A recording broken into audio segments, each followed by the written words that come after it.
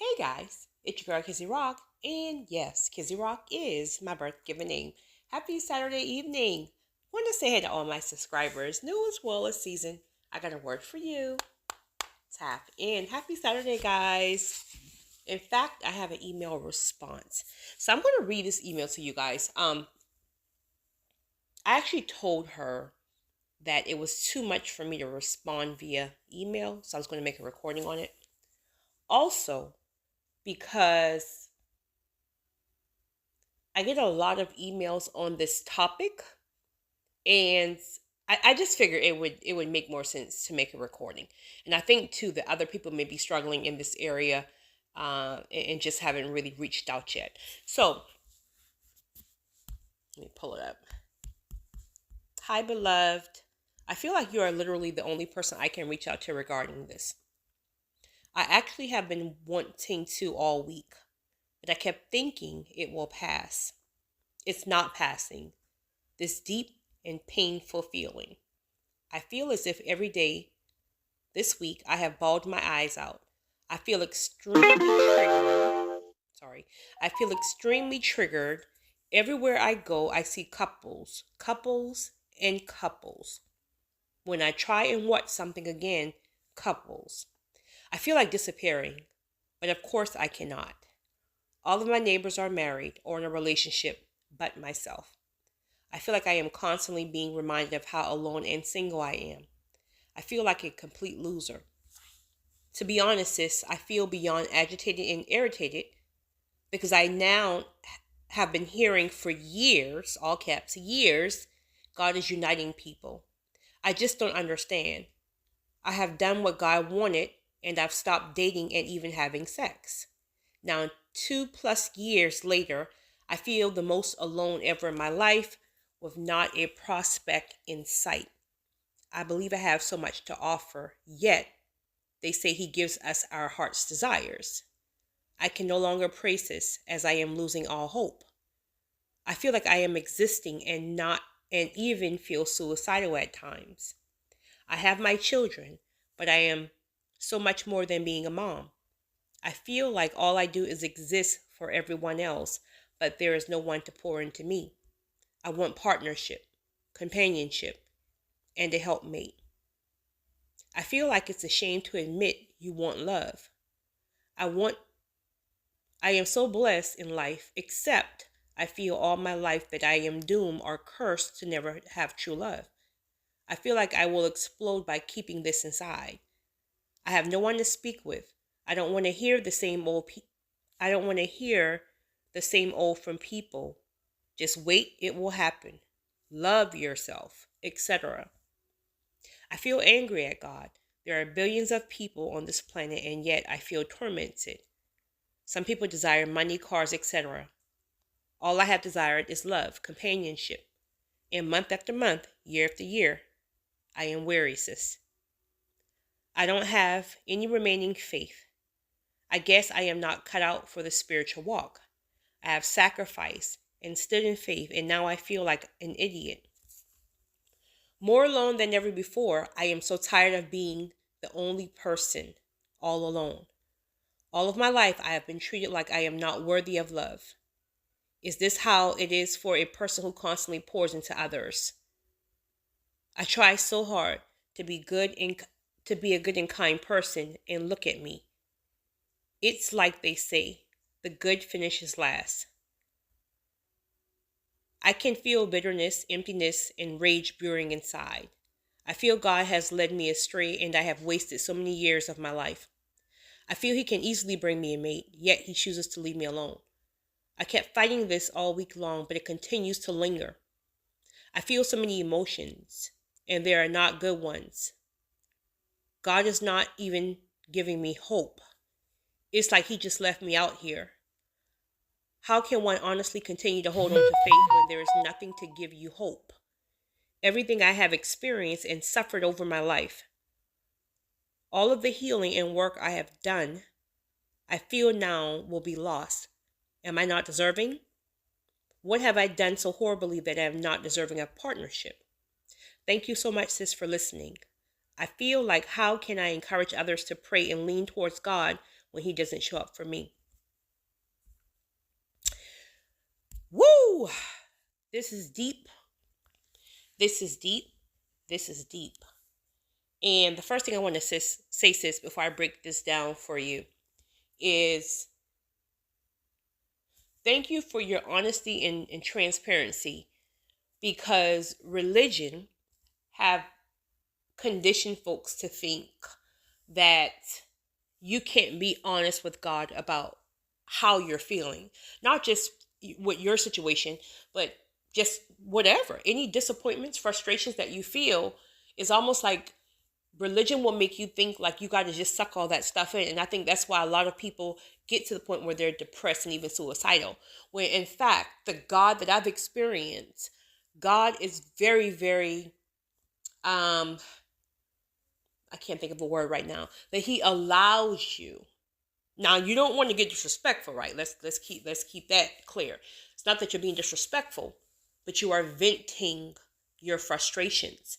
And it's almost like God will allow you to vent, and it's like he's so gentle and so patient that, listen, I promise you, nothing about the devil is messing with my phone right now, because this phone hasn't been going off all day, and I don't want to interrupt this recording right now in order to turn it off. So please bear with me. It's like God will allow you to vent, right? He won't even like cut you off or shut you down like another human being. He will literally allow you to vent, have your hissy fit, have your tantrum, and get it all out. And not only will he listen, there's a grace afterwards where he just love on you, and you don't feel judged, you don't feel condemned, you feel heard. So the same way that you vented in this email, right? Vent this same exact frustration to God in your private time. And I'm sure you may have done that. Do it again. Keep doing it. God is not going to judge you for feeling the way you feel, because guess what? Your feelings are valid. Your feelings are valid. Now, as I have stated several times, honestly speaking, I'm just a person who God have blessed to see things and understand things from different perspective. So it doesn't have to be something that I live or something that I'm experiencing, but just God just gives me a perspective where I can speak on it, because I'm not one of the women who feel like I have to have a partner, like I have to have a husband. I see it as an addition, a beautiful addition, but it's not a need. I feel very much fulfilled within myself, but I do acknowledge the importance of partnership. I do acknowledge the blessings that come when two are one, etc., etc. But I believe that we are individuals who are here for a purpose outside of partnership or marriages, meaning we have a purpose. We have a purpose here in addition to partnership or marriageship. Okay, so let's break down I want to break down your email piece by piece. All right, so let's start from the beginning. I feel like you are the only one I can reach out to. Thank you for reaching out to me. Thank you. I love reading this, and I feel your pain. I can feel through your words. I guess it's the empath in me. All right, so I've been going through this all week. I bawl my eyes out. Everywhere I go, I see couples. All right, let's stop here. Everywhere I go, I see couples, and more couples. Listen, the enemy is so strategic. The enemy is so down and dirty that the area of your struggle, he will literally push things in your face, because he knows the area that we're struggling in or we're frustrated in, right? He knows the seasons that we're in most times because we're speaking certain things, right? So this is the time that he will literally shove every happy person in your face, and that's what you're experiencing. So please don't feel like that's God doing it to torment you. That is not how God moves. That is literally the enemy. Now, granted, God can, if you can change the perspective, God will place things in your path for you to be motivated by it. Sometimes too, for you can learn by it. He will literally place happy, wholesome marriages and partnerships right in your face, because sometimes, and I don't know if this is your scenario, but sometimes people have not had that modeled before them in childhood, etc., etc. So the enemy can take and taint it and make you feel like it's petty, and like God is doing this to like torment you. And in fact, God could be doing that to motivate you and say, hey, listen, you may have not seen the best marriage growing up. So I'm going to start placing people around you. So instead of you looking at it side eye, I want you to really tap in, because you can really learn some things that you may not know yet, right? Or God could be giving that to you as a sign. Let me tell you, I've experienced this before, not in this scenario with a partner or a husband, but there was something I was waiting on. And this thing is like every time I turn, I don't care if it was left, right, up, or down, this thing, or a symbolism of this thing, I should say, was constantly in my face. It's like I couldn't get away from it. And I was like, God, why am I seeing so much of this? And he's like, well, you keep asking me for confirmations. So I'm going to keep bringing it in your face until you can understand that it's a confirmation. Doesn't mean I'm going to bring it to you tomorrow, but I need you to receive it, right? So it could be that too. God could be using these signs as confirmations to you. But again, the enemy is tricky, so the enemy could be doing certain things. But even if the enemy is being petty with that, if you change your perspectives about it, don't let him get up in your head, right? Change the perspective, like, okay, this is not my situation yet. I'm still waiting on God. So I'm going to watch these people. I'm going to look at these people, and I'm going to see if there's something I can learn. Let me see how she's handling her man. Let me see how she is in her feminine. Let me see how this man is really leading, so I can, you see what I'm saying? So take little things and take things from it, because God really may be bringing it into your path, because there's something you need to get from it. Next thing, all of a sudden, all my neighbors are married in relationships except myself. I feel like I'm constantly being reminded. Okay, so that's what I kind of just alluded to. I feel like a complete loser. Sis, Satan is a loser. The enemy is a loser. You are far from a loser. You are far from a loser. And that's the lie that the enemy will tell you. I can't tell you how many emails that I read that come to me, let it be somebody, matter of fact, I just got one this morning from a gentleman who's going through a divorce. And as toxic as his marriage was, the one thing that he can't get over is the fact that he feels, quote unquote, like a loser. It's almost like society will place into your heads that if you don't achieve a certain thing, or if you did and it just didn't work out, that you're a loser. No, you, the person, you are not a loser. It just didn't work out. That experience just didn't work out. So now God has to take it, right, and use it and help you learn from it, help you build from it. So now that once you're healed and you're going on to wherever God is taking you, now you know what you will do or not do the next time. I don't see anything, not in my personal life, as a failure. Everything literally is a lesson learned. The enemy will literally get in your head and pound in your head and make you think that you are a loser because certain things have not manifested yet, or because certain things did not work out. When he's placing that stuff in your head, you have to speak against it. You're a liar. Your mama is a loser. I'm a winner, point blank, period. I'm going to wait on God, point blank, period. You got to speak against him. And I understand when you're frustrated and when it's like you're losing hope. I know it's hard, but you have to literally be intention to speak against what the enemy is saying to you. Because once you start to believe it, then you're really losing hope, when God needs you to be in faith in order for these things to manifest. Next thing, to be honest, I feel beyond agitated and irritated because I now have been hearing for years God is uniting people. Sis, oh, God is definitely uniting people. God is uniting kingdom partnership, not just kingdom spouses, and I know that's what you're waiting on, but kingdom partnerships of all sorts. These can be same sex. These can be, so don't get too caught up with these relationships that are manifesting right now for kingdom things. Don't get it twisted and think that it just has to be kingdom spouses. And I know that's what you're waiting on, but he is manifesting relationships of all sorts. I've known people who were divorced and now they remarried or got back together and it's like better than ever. I mean, that ain't my portion. I'm just not the chick who backtracked. I'm just saying, right? But more power to them.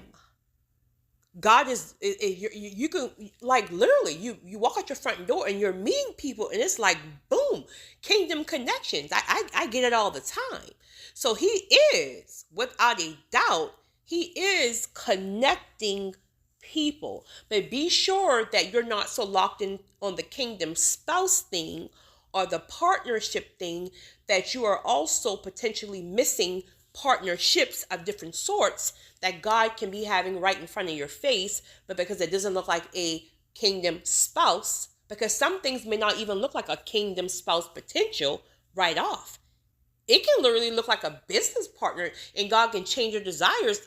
Like, you don't be too closed off now. Make sure that you're fluid and your mind is open to just whatever God is bringing into you. Don't close everything else off because you're solely locked in on a kingdom spouse, because partnerships are developing. And the great thing about these partnerships is that they're suddenly. So I hear you when you say that you've been waiting years. In fact, I think you said 2 years. Sis, I'm not trying to discredit your 2 years, but if I tell you some of the emails I've got and how long people have been waiting, and again, I'm not trying to discredit your 2 years, but I'm talking about, well, I won't even get into all that. But 2 years is a long time, yes. But the suddenlies make up for it. So you could have been, let's just say you've been waiting 8 years. I'll just say that. You've been waiting 8 years. 8 years. Do you know you can open your front door tomorrow and meet your husband? A suddenly is a suddenly.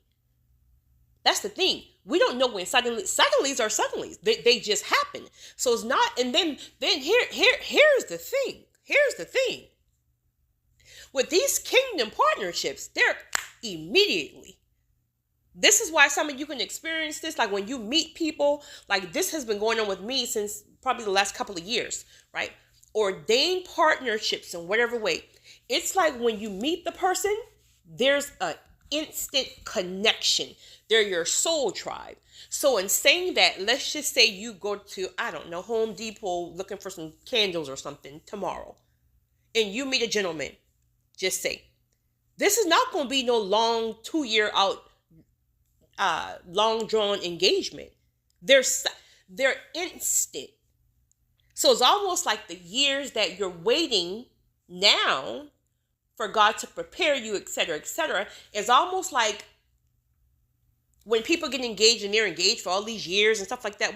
It's almost like it's replaced. So it's like this is the time now.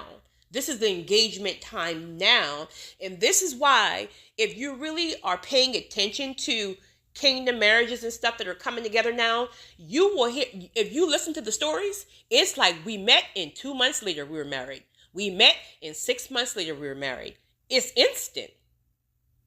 So don't let this drawn out process now make you think like, woo, I'm 63 now. And when I meet him, he's going to probably take 8 years to propose. Now I'm going to be 70. No, it's going to be suddenly if it's ordained. God needs it to be suddenly right now. So it's almost like God is just preparing you and shaping and molding you, because in the engagement and stuff, what are you doing during that engagement process? You're going through counseling. You're trying to figure somebody out. You're trying to learn these people, etc., etc. But when God brings it together, and not to say you still don't use wisdom and discernment and all that stuff in the process, but it's not going to be all long and drawn out. So soak this time up now. This is why it's important to do what God is asking you to do now, because typically you would do counseling and stuff during the engagement process, et cetera, et cetera. But God can have your kingdom purpose partner, whoever, doing his counseling individual now. And he's asking you to do it now, if he's asking you to do it now. So it's like God is preparing things on the back end. So when it comes together, it's boom, it's suddenly. This is why when I meet people, not just speaking like men per se, this is why when I meet people, and I meet a lot of people, within a matter of 10-minute conversation, I already know. Somebody asked me, I made a recording about that. Somebody asked me that the other day, like, well, if you meet different people, how do you know? You know. You know what you're waiting on. You know what kingdom people feel like. There is no, so it's like you can meet all these different people, but when you meet, you know, it's settled, it's safe, it's peaceful. It's just a feeling that you can't describe. So there's no need for all the drawn out. Okay, enough that. All right. So okay. My phone went off. Let me go back to your email here. I just don't understand. I have done what God wanted me to do. Stop dating and having sex. Okay, good for you, sis. Great for you, actually. But is that all God wanted you to do? And maybe so. I don't know. I'm asking you. Have you asked God if that's all you were supposed to do? Great for you. You discipline your flesh. Absolutely amazing. Most people can't do that. But is that it? What is your background? Have you ever even seen a healthy, wholesome marriage where your parents happily married? Happily, not just two bodies in the house, right? Where your parents happily married. Have you researched or experienced conflict resolution, right? Things like that that's going to hold marriages or partnerships together, because it's way more than sex. It's way more than sex that's involved. I mean, obviously we know that, but if you've never seen that, there's a lot of things God is going to have to work on you with. I was having a conversation with someone couple of weeks, the same conversation. She's like, well, I discipline my flesh. I haven't had sex in 6 months. And I'm like, girl, sis, I ain't knocking your 6 months, right?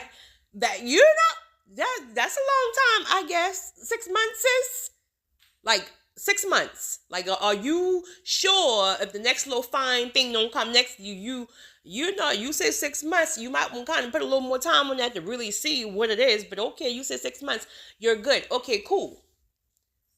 But then 2 minutes later, you're telling me you just got fired because you flipped out on your boss. So it's like, okay, so you may have the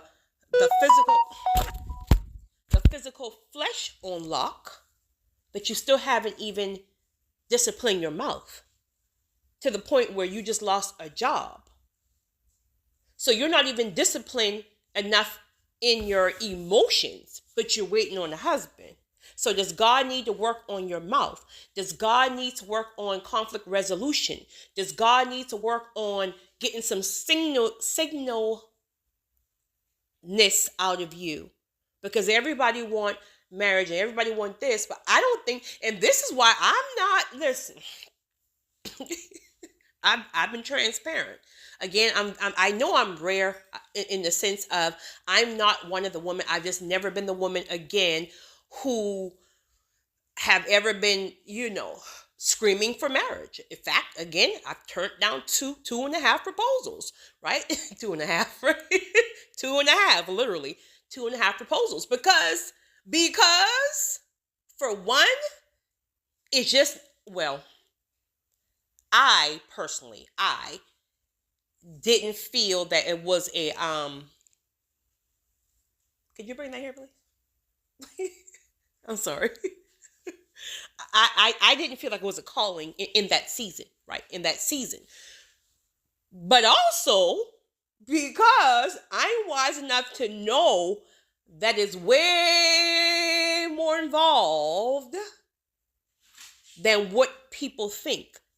If you're going to do it the right way, the godly way. And I think this is where a lot of women is getting it mixed, not you, sis.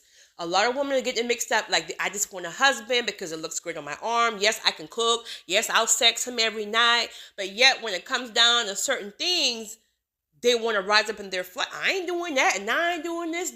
Well, you might want to stay single because you're looking at the fancy part of things and the glitz and the glamour and all that stuff. But then, yet, when it's time to start sacrificing and when it's time to start closing your mouth and shutting up, when it's time to start, oh, nobody want to do that. But now, when it doesn't work out, God failed you then too. So God is not failing people, right?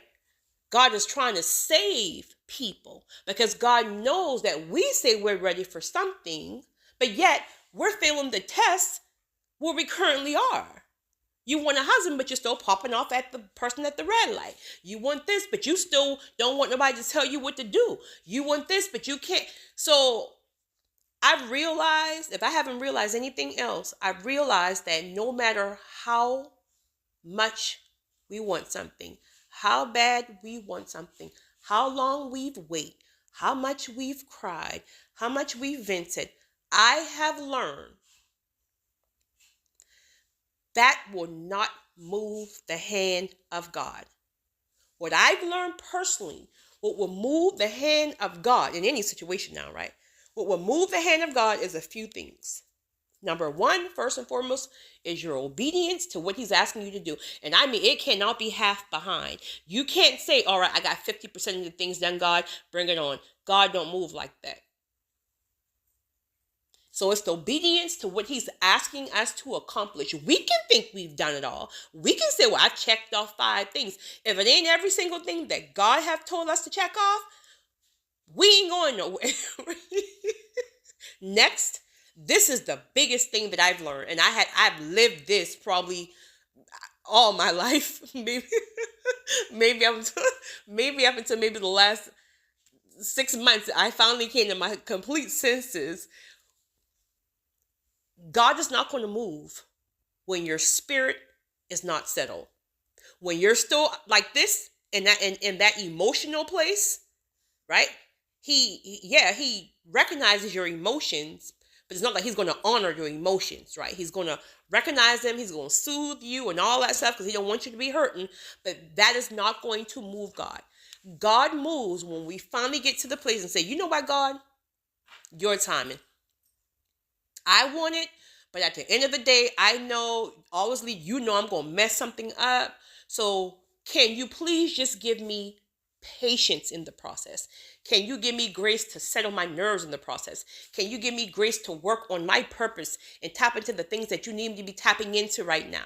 Can you give me grace to do that? And when you start moving in that direction, even though you don't want to, when you start moving in that direction, there's something that just finally comes over you. You come to the end of yourself. Because let me just tell you, you're at a good place, believe it or not. It feels like you're in this horrible place. You're really at a good place, because in the place you're in right now, I might have to stop this recording and start over. Not start over, but it'll be another recording attached to it, because it only let me go, I think, like 30 minutes or something like that. But you're at that place where it sounds like you're coming to the end of yourself. That's where God wants you, to the point where you throw your hands up and you say, Lord, it is what it is. I don't even care no more. I don't even care. When you get to that point, that's when you will see God move, because now you're out of your flesh. Your spirit is becoming settled, and now you are just moving along with whatever he needs you to do in this moment. And before you know it, that is when the suddenly happens. Stay tuned. I'm going to hit another recording.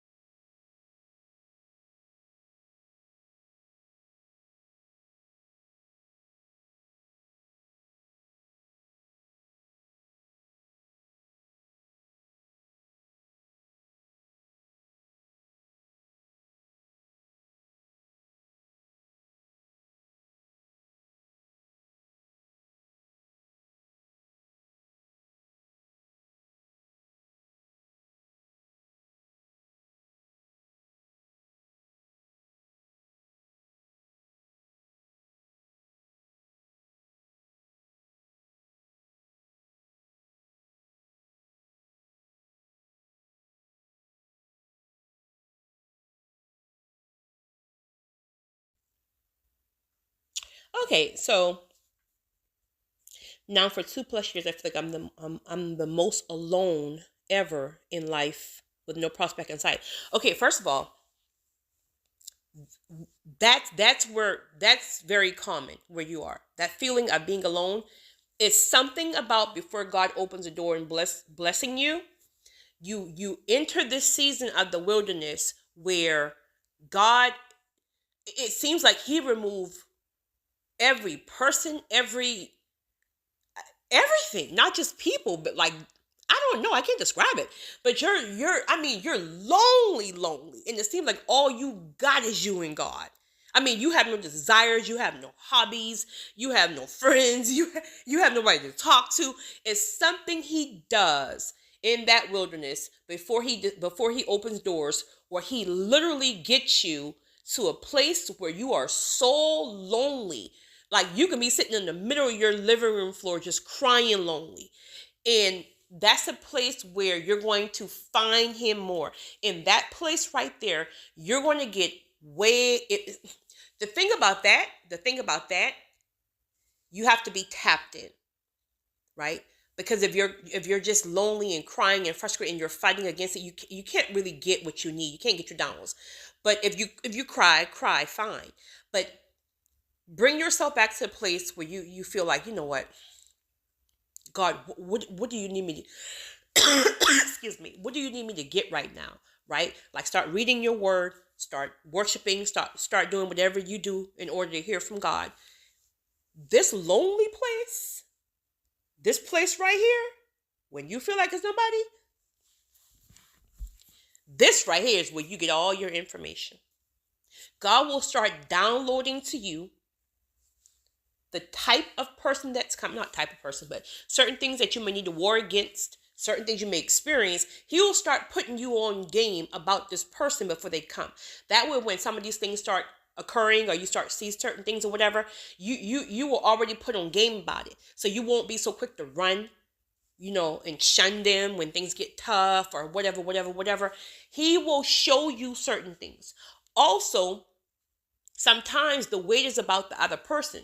You said you've done everything that God have asked you to do. I'm not saying you have. I'm sure you have. I'm sure you have. But still go back and ask God if it's not something you're missing. Sometimes it's also about the other person. You may be very well good to go, but now there's some stuff on the other side of your potential spouse. He could have a soul tie. God got to break all that stuff up before He brings it to you. Each person pathway have to be clear. I mean, He can't bring you, that would defeat the purpose, right? So it might be some things that He's working on the other side, or again, it could be some things that He still has to work on with you. Maybe that mouth.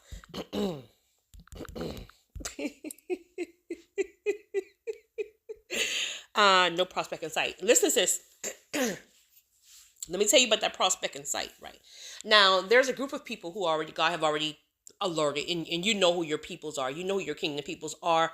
But then there's a group of people where God just says something is coming. Some peoples are coming, etc., etc. And you don't know who these people are yet.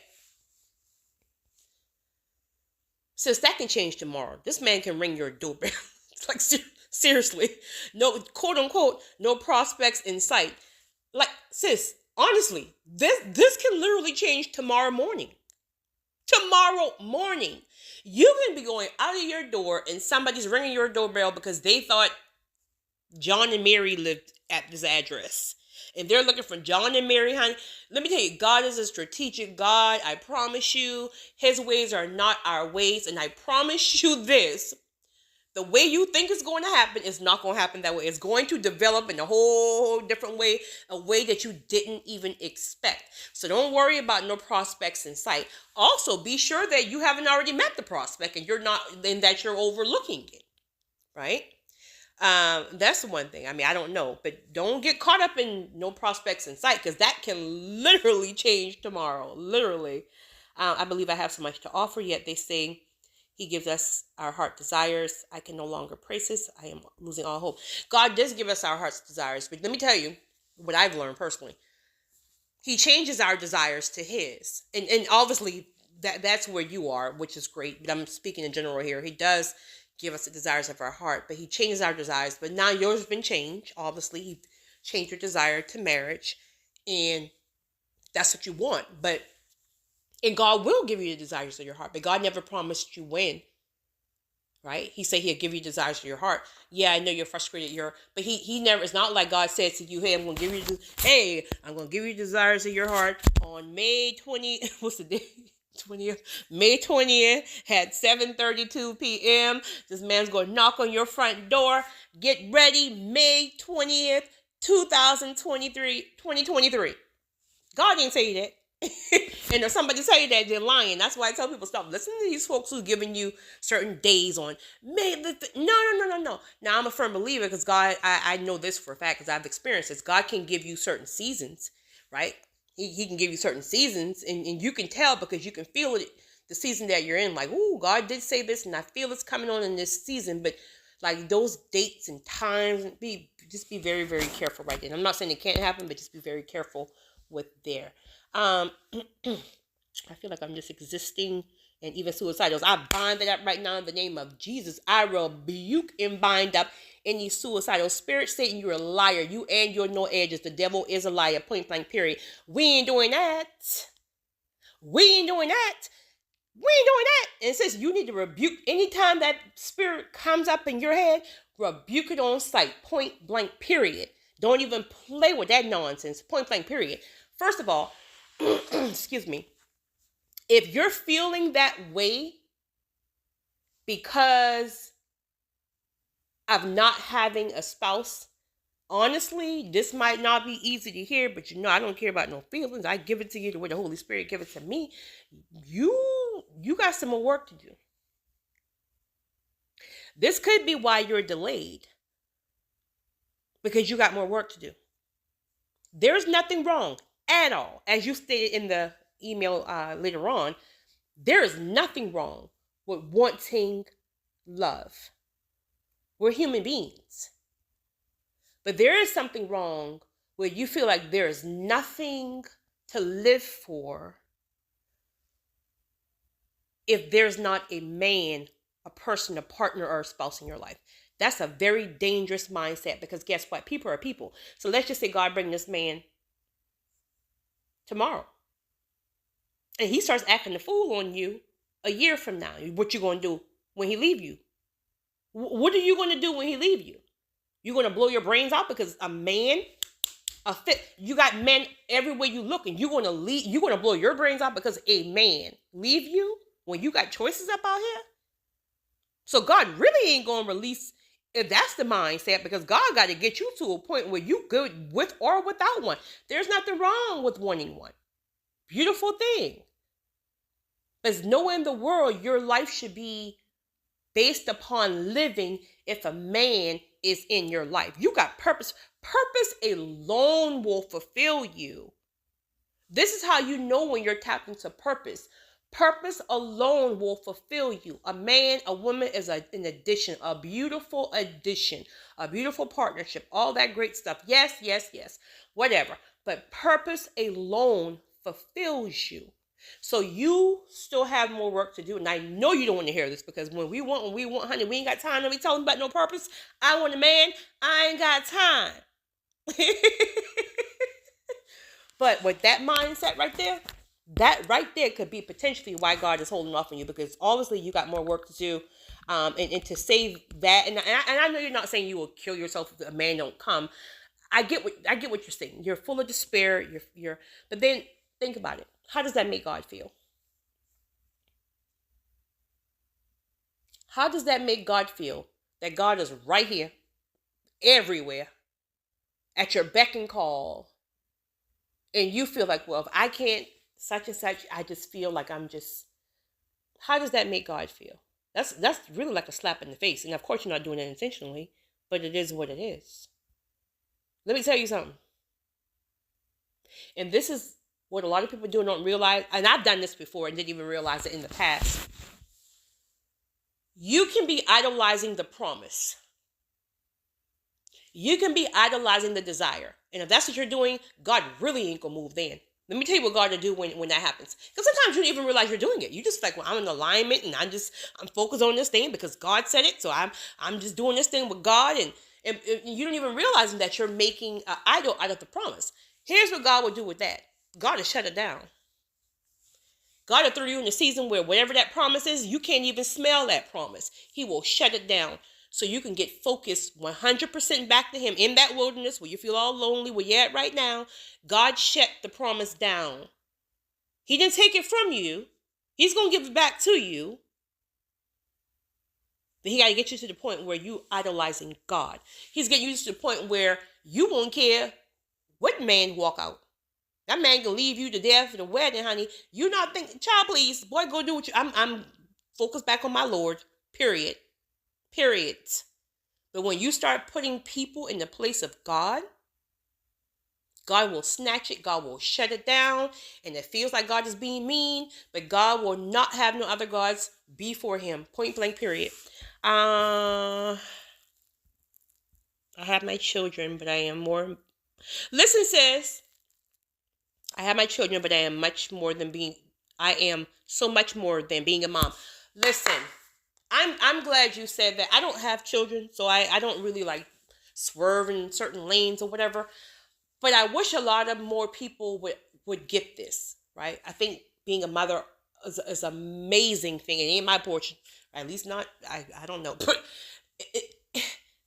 there is so much more than being a mother or a wife.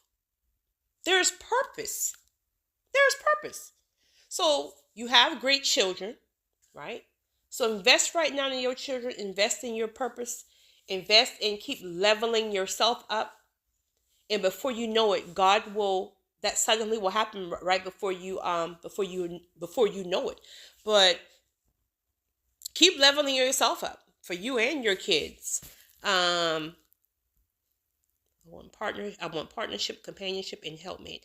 I feel like it's a shame to admit that you want love. No, definitely not a shame. We're human beings. I think everybody want love, right? But you want a healthy love. It's almost like if you've had toxic love, all of your life or most of your life, it's almost like you would just want to wait on that healthy, pure love because it's going to be worth it. It's going to be worth it. I am so blessed in life, except I feel all my life like I'm doomed or cursed to never have true love. Well, it's great that you realize that you are blessed, right? So you recognize obviously that you have some great things in your life, but doomed or cursed. Sis, what's causing what? And again, there's nothing wrong with wanting love. We're human beings, right? I think everybody want to be loved, accepted, etc., etc. What's causing this void of if I don't get, was your father, do you have a father wound? Was your father were you ever rejected, abandoned, raised by a different family member and the others were not? What tap into there's something missing at your core. There's something at your core, and you got to tap back into that place. Ask God to reveal to you the wound that is causing you to need a man, to need marriage. Again, wanting it is fine, but you only need God. So ask God to reveal, because see, we have not because we ask not.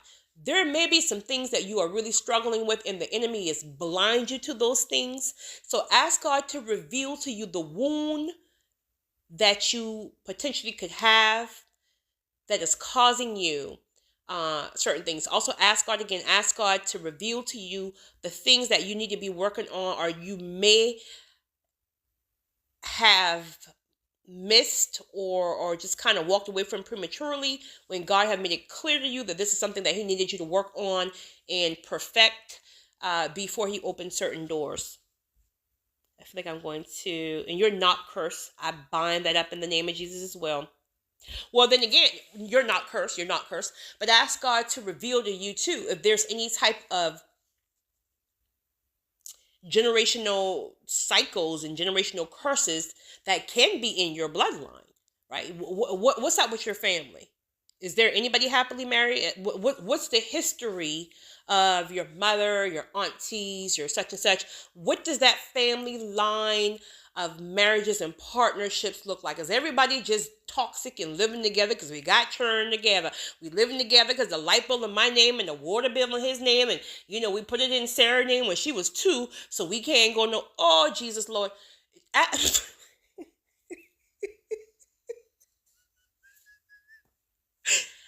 Ask God to reveal you, because see, ooh, come on, Holy Spirit. That's another thing. A lot of the times we are blocked and don't even realize the reason why we're blocked is because God is calling you to break the cycle off the bloodline. So look at that bloodline. And if there is something coming in your spirit now, you need to war against, you need to fast, ask God to show you certain things in your bloodline and ask him how to war against it. Because yes, those curses can be in the bloodline. People playing out with rabbit foots and all kind of foolishness and bunny tails and don't even know about it from, 5 decades ago. And no ma'am, Pam, that ain't our portion. Ask God to show you and reveal to you if there's anything in your family line, how to break it, how to war against it. Blase. I have no one to speak. I have no one to speak with. I don't want to hear the same old people. Just wait. It will happen. Well, sis, I'm here to tell you again. Just wait. It will happen. Love on yourself. Yes, sis. I'm sorry. I'm going to have to be one of those people too. I feel angry with God. Listen, I don't think no crime in that. Just be careful how you like, though. You don't want to side eye him too much, right? But I think God gets it. He gets when we're, in our feelings. He don't pay us no attention. Truth be told, I don't be angry with God. Please, God. He's like, girl, go in that room, sit down somewhere, and have breakfast. I'm telling you, he don't pay us no attention. He really don't. And he'll be right back there, open arms, when you're ready to be unmad, and you go back and you repent, and Lord, I'm sorry, he right back there. He don't even judge you. He just let you have your moment. There are billions of people on this planet, and yet I feel tormented. Billions of people on the planet. Well, you don't want billions of them, sis, because probably 900 million of them toxic. So you.